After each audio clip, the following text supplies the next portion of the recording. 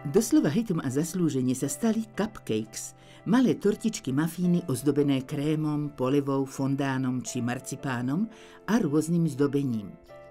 Sú totiž rýchlo upečené a za krátku chvíľu z nich s trochou zručnosti môžeme vytvoriť malé umelecké dielo.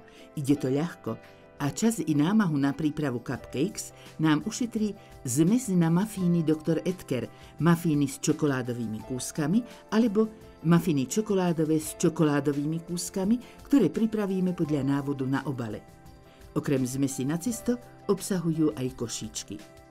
Asi najkrajšie a najhonosnejšie vyzerajú cupcakes ozdobené rôznymi maslovými krémami pomocou cukrárskeho vrecka. Vďaka rôznym zakončeniam cukrárskych trubičiek možno dosiahnuť skutočne zaujímavé efekty.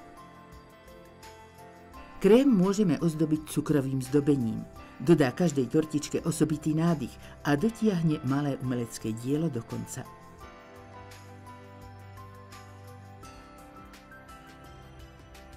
Mramorový vzhľad dosiahneme, ak cukrárske vrecko naplníme 2 rôznymi náplňami, najlepšie v kontrastných farbách.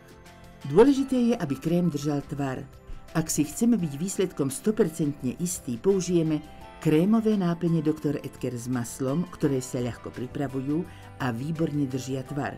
Ak chceme dosiahnuť mramorový efekt aj pri ceste, môžeme si pripraviť mramorové mafíny podľa návodu na zadnej strane obalu na mafíny Dr. Edgar. Originálne cupcakes vytvoríme vykrajovaním marcipánu alebo fondánu Dr. Edgar.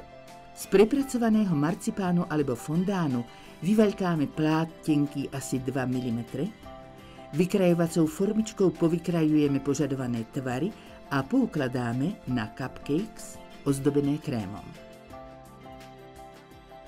Cupcakes môžeme ozdobiť len fondánom alebo marcipánom s obsahom 40% mandlí Dr. Edgar. Vykrajovacou formičkou s priemerom asi 6 cm vykrojíme koliesko, ktoré položíme na upečený mafín a jemne pritlačíme. Potom tubičkami vytvoríme kvety a lístky ružičky.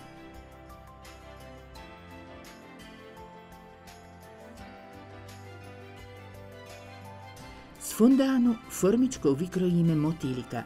Umiestnime ho na papier preložený v tvare harmoniky a necháme asi 20 minút vyschnúť. Tým docielime, že motýľ bude držať požadovaný tvar. Nakoniec k fondánu pripevníme tubičkou.